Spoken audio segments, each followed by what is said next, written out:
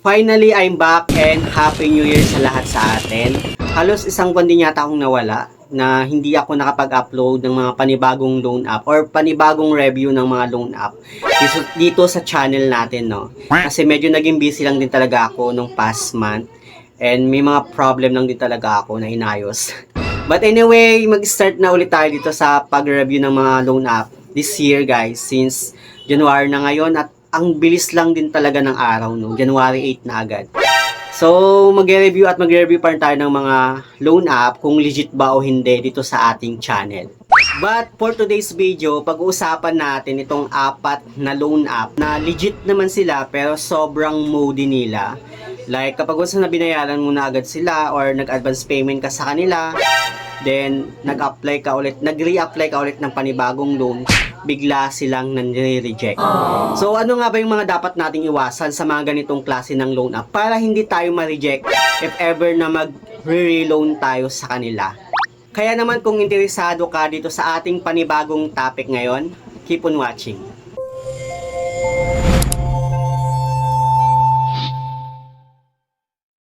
Hello guys, it's Ciel Mariano and welcome back to my YouTube channel. At kung hindi ka pa nakapag-subscribe sa aking channel, please subscribe dahil palagi ako nag-share ng mga experience ko at nag-review ng mga OLA or online lending platform kung legit ba o hindi dito sa ating channel. Anyway, bago natin simulan itong topic natin ngayon, sa mga gustong magkaroon ng 150 pesos dyan, i-download nyo lang si Maribank. And then, gamitin nyo lang yung code ko. So, ilalagay ko lang dyan sa may description box or sa may comment section yung link ng code ko. And then, i-download nyo si Maribank. Gumawa kayo ng account nyo sa kanya. Then, pag once na na-approve yung account nyo, bago nyo makuha yung 150 pesos, kailangan nyo munang mag-deposit ng 1,000. Don't worry, hindi po mawawala yung 1,000 nyo doon. Kasi legit naman si Maribank dahil under siya ni Shopee. So, kailangan lang natin mag-deposit ng 1,000 at wag natin siyang gagalawin ng 3 days. Then, after 3 days, may-receive na natin yung 150 pesos galing kay Maribank. So, kapag once na-receive mo na yung 150 pesos, magiging total of 1,150 pesos na yung pera mo dito kay Maribank. And actually, dun sa 1,000 pa nga na dineposit mo, kikita pa yun siya in 3 days. Like, everyday, kikita ka dun ng points, centavos, diba? So, hindi na masama. And pwede mo na siyang i-transfer via e-wallet. Depende sa'yo. Basta gamitin nyo lang guys yung code ko na ilalagay ko lang dyan sa description box para ma-receive nyo yung 150 pesos. And gawin nyo lang yung sinabi ko na mag-deposit kayo ng 1,000 na hindi nyo gagalawin ng 3 days. So back to our topic. Pag-uusapan nga natin itong apat na loan app na legit naman sana sila. Yun nga lang, sobrang moody nila kapag once na binayaran natin sila, bigla na lang silang nani-reject. So, ang tawag dun guys, no, is Tridor na loan app, no. But anyway, ito guys is based on my experience na i-share ko lang din sa inyo. Baka na-experience nyo rin itong apat na loan app na to. So, unahin muna natin itong dalawang loan app, which is itong si Mr. Cash at si Fast Cash VIP na hanggang ngayon, nasa Google Play Store pa rin si Mr. Cash, buhay na buhay. Pero itong si Fast Cash VIP, wala na siya sa Google Play Store. Hindi ko alam kung nawala ba siya or nagpalit lang ng kanyang pangalan. Paki-comment lang sa mga nakakaalam dyan sa may comment section. Isa talaga si Mr. Cash sa mga loan app na na-experience ko talaga na sobrang moody. Way back 2023, which is nag-early payment ako sa kanya. Actually, nakailang reloan ako dito kay Mr. Cash. Pero after kung mag-advance payment sa kanya, bigla na lang akong ni-reject.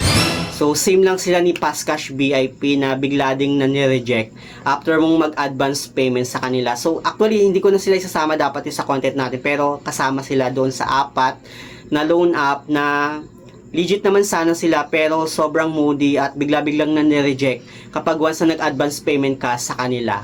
Pero since matagal na akong walang update dito kay Mr. Cash at kay Fast Cash VIP since 2023 or early 2024, wala na akong loan app sa kanila na naka-install na sila sa akin. So, wala na akong update about dito kay Mr. Cash at kay Fast Cash VIP. Kung nagbago nga ba itong dalawang loan app na to. So, hindi ko na sila isasama dito. Pero kasama po sila dun sa apat na moody talaga. So, dumako na tayo sa pangatlo na tinutukoy ko, which is kagaya din siya ni Mr. Cash at ni Fast Cash VIP na bigla-biglang nani-reject kapag once na nag-early payment ka sa kanya, which is itong si FT Lending. For me, based on my personal experience, so far, okay naman sana itong sa FT Lending. Kasi buong-buo mong ma-receive yung loan amount mo sa kanya. Unlike sa ibang mga loan app, di ba, na 7 days repayment na nga lang. Tapos, ang laki pa ng kaltas kapag once na na-receive mo yung loan amount mo sa kanila. Dito kay FT Lending, buo mong ma-receive. Like, dun sa first loan offer niya sa akin is 900 pesos. Buo ko siya na-receive.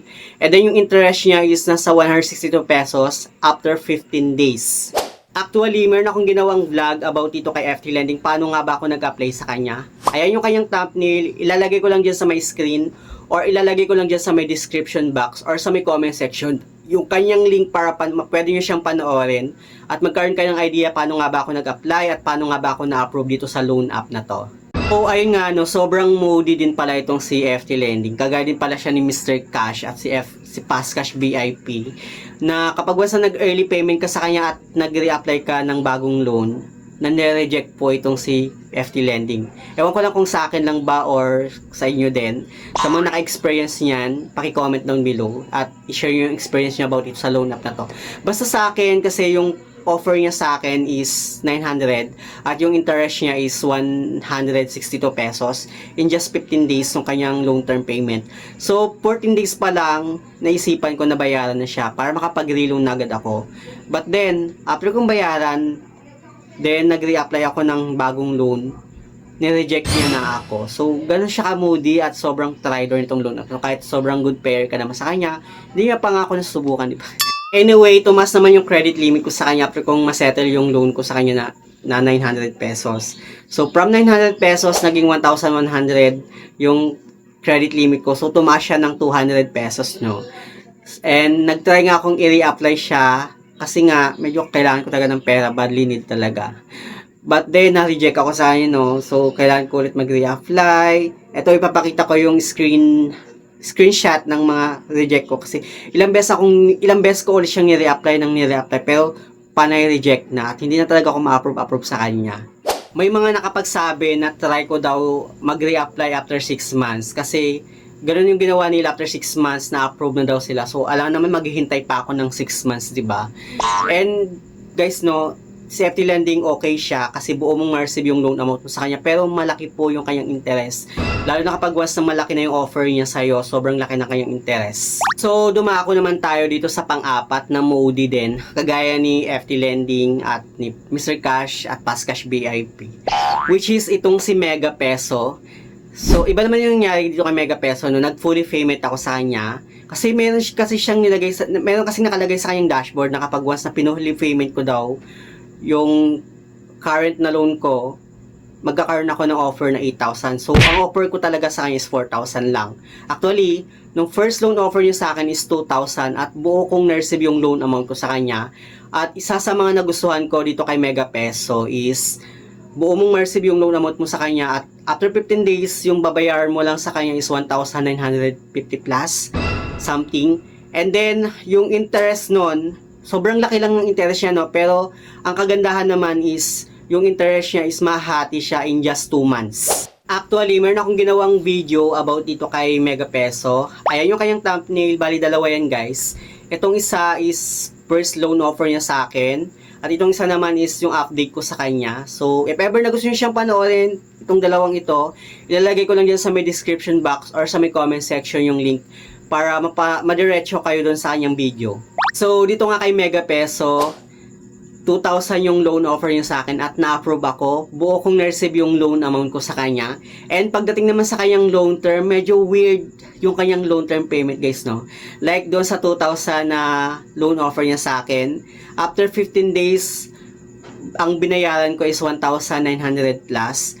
And then yung kanyang total interest is nasa 1,000 plus. Pero yun guys, mahahati siya doon sa 2 months. Kasi 2 months and 15 days yung kanyang repayment term. So, 472 every month yung babayaran ko doon sa kanyang interest. Yun na lang yung babayaran ko. So, ayun nga, after ko nga bayaran yung 1,900 plus na current na loan ko sa kanya after 15 days, nagkaroon ulit ako ng panibagong offer na 2,000. So, total of 4,000 na yung offer niya sa akin. Pero 2,000 lang yung in-offer niya. Kasi hindi pa ako tapos doon sa first na offer niya na 2,000 kasi may ongoing pa ako doon na babayaran which is yung interest na lang niya every month. Parang yung nangyayari is naka-multiple loan ka sa kanya. So, iba yung current na loan mo and then sa pangalawang loan mo iba din. So, after 15 days, binayaran ko ulit yung 1,900 plus. Pero nakalagay doon sa kanyang dashboard, which is kapag once daw na binayaran ko na ng buo yung loan ko doon, magkakaroon ako ng offer na 8,000. So, tinry kong bayaran ng buo yung loan ko. Which is, hindi ko na pinaabot ng 2 months yung interest niya. Sobrang laki kaya ng interest niya. Like, kung ipata-times mo yung 472, parang nasa 1,000 plus. So, hindi ko na siya pinaabot ng 2 months yon. Binayaran ko ng buo. And then, akala ko magkakaroon ako ng offer na 8,000. Hindi pala. Same ulit na offer, which is 2,000. So, parang nalugi ako dun sa interest na binayaran ko, no? So, wala akong nagawa, kundi i-reapply na lang ulit yung 2,000. Pero yung nangyari, na-reject na ako. Lesson learned lang din talaga, no, na wag kang magbabayad ng buo and wag kang mag-advance payment kasi iisipin ng mga ganitong klase ng loan app na kaya ka siguro nag early payment or binayaran ng buo kasi nag-expect ka na tumaas yung credit limit mo, at kapag basta tumaas yung credit limit mo, igagrab mo yun, tapos baka dumating sa point na baka mahirapan ka na sa pagbabayad kasi sobrang laki na ng offer sa'yo. Kaya siguro sila nang nireject. Kaya advice ko lang sa inyo, no, lalo na sa mga merong loan dyan dito sa mga ganitong klase ng loan app, advice ko lang, wag kayong mag-advance payment at magbabayad ng buo para mag-expect na tumaas yung credit limit natin. Yes, sakali man na tumaas yung credit limit natin dahil nag-advance payment tayo or nagbayad tayo ng buo, yun nga lang, hindi tayo 100% sure na ma-approve tayo. Kasi submit for approval ulit yan sila. So, yun lang naman yung gusto kong i-share about dito sa 4 na loan app na sobrang moody kapag once na nag-advance payment tayo and then nag-reapply. Ayun, bigla-biglang na ni-reject. Anyway, sa mga hindi pa pala nakapag-subscribe sa aking YouTube channel, please don't forget to like, share, and subscribe. Click the notification bell para lagi kang updated sa mga susunod na video. Thank you guys, thank you for watching, and see you on my next video. Bye!